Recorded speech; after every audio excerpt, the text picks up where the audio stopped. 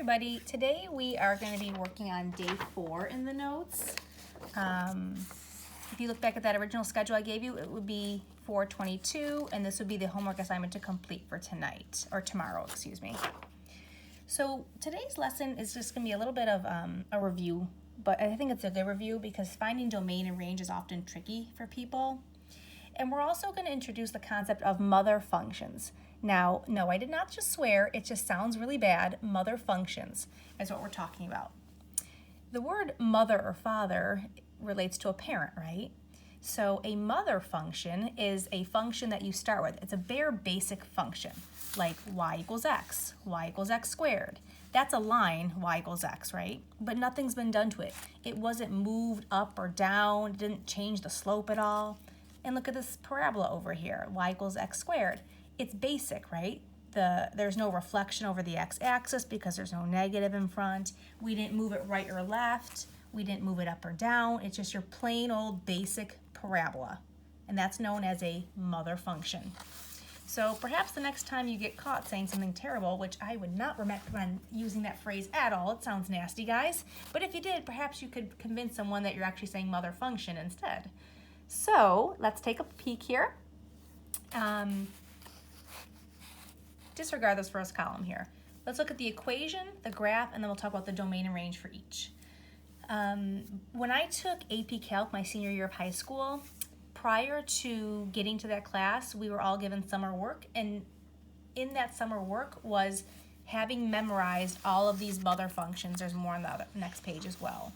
And the reason why just knowing what these look like without having to touch the calculator is important is because these graphs are used very often in calculus, and to not know what they look like prior to starting the course or without having to use a calculator to help you visualize that graph, it just wastes a lot of time. So keep that in mind here. So the first graph, 1 over x. If I graph it, it looks like this. If you just tell me the graph 1 over x, immediately my mind thinks of this. I don't have to put it in my calculator or anything like that. But this is what it looks like, quadrants 1 and 2. The domain and range. So again, domain looks at the x values, range looks at the y values. For the purpose of this lesson, you certainly can type these in your graphing calculator, especially to see the table or just visualize the graph a bit better. All I'm saying is that when you get to calculus next year, don't be surprised if you're asked to memorize these graphs prior to learning something. So the domain. If I look at this graph over here, if I look left to right, it seems to be going left and right forever, except right here at the x value of 0. It just doesn't exist here. What you'll see here, guys, is these are creating asymptotes here and here, here and here. It's going to get really close to the x-axis here and here, but not touch it. The graph will get close to the y-axis here and here, but not touch it. So when talking about the domain and range, the domain is going to go from negative 50 up to, and not including 0 because we can't touch 0, there's an asymptote there. So negative infinity to 0, and again, we're not touching 0, so use the parentheses. And remember the U means union. It means take these two things together and put them together, and that creates the entire domain. So it is the union of this piece here and this one, which says the graph then continues for all values greater than 0 on to infinity.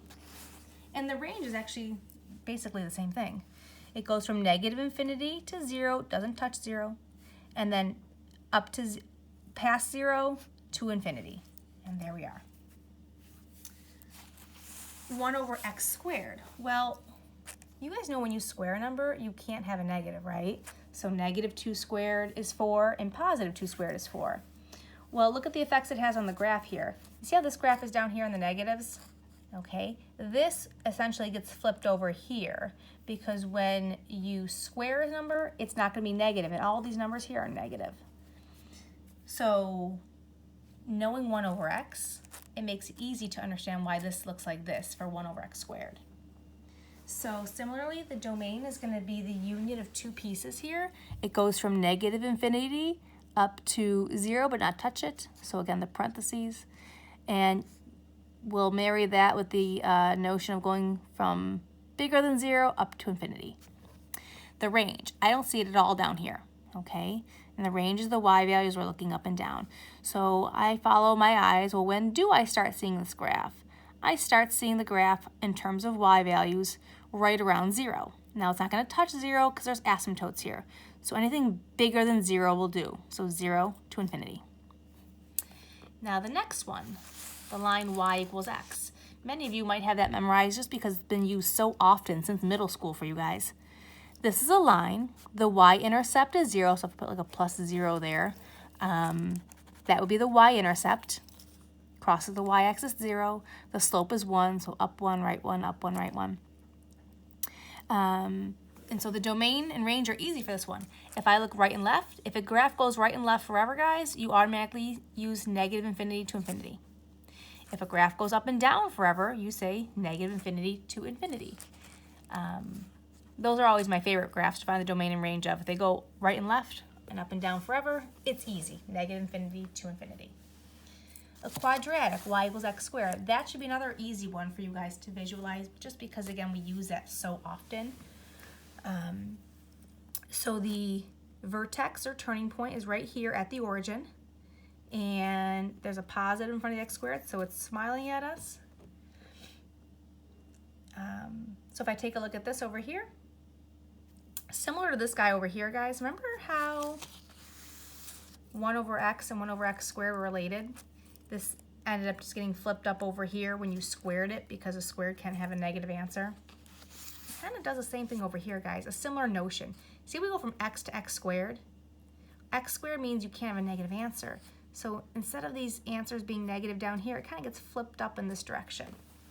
A line and a parabola are two different graphs. I'm just pointing out a similarity in a sense that when you go from x to x squared, you can't have negatives. So that's why everything's contained up in the upper quadrants. Domain and range. The graph goes right and left forever. That's easy. Negative infinity to infinity.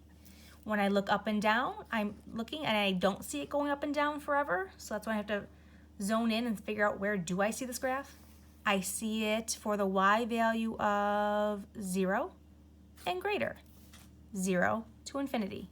Make sure you've got a bracket on the 0 because it's touching 0. Got a couple more for you. Cubic graph. We talked a bit about cubics this unit, day 1. This is your basic cubic graph, again, before any translations or shifts were done to it. So that's what it looks like. And again, feel free to use your calculator just for this lesson.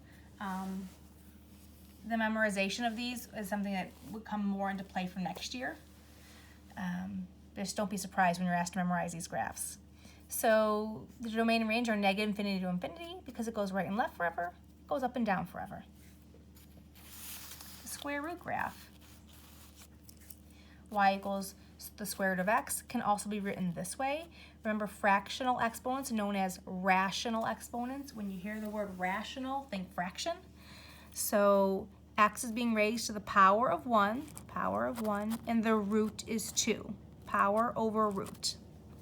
Anytime you see a fraction as an exponent, the numerator is the power, the denominator is the root, power, root. So when you graph it, it looks like this.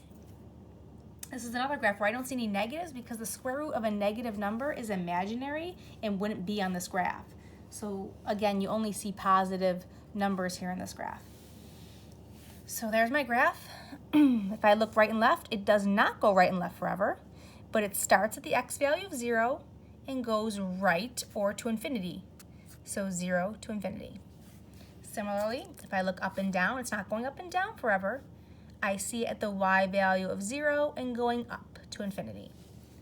Hopefully by the time we've gotten to this example, it's starting to get a little bit easier on how to figure out your domain and range. So if that was a sticking point for you before, hopefully it's getting better now. The cube root function, the cube root of x, can also be written as a rational exponent.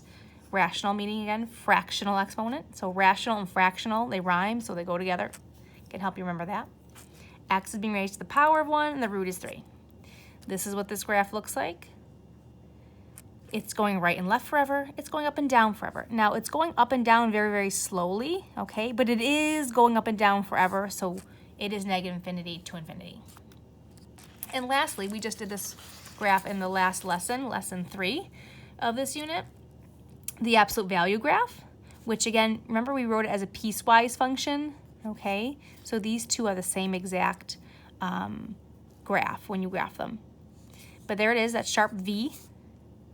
The graph is going right and left forever, negative infinity to infinity. It's not going up and down forever, so I have to start looking, well, for what y values do I see the graph? I see it at the y value of 0 and everything bigger. There it is, 0 and everything bigger. So that was, should be hopefully an easy lesson for you guys. These graphs, again, are called mother functions, okay? These are what are also sometimes known as parent functions. They are basic lines, parabolas, etc., before any shifts of any kind are done to them. And again, don't be surprised if you're asked to memorize something like this for your calc class. So have a good night, and then also one more last time, if you need the homework assignment for day 4, work on this for tomorrow, and we'll see you back next week.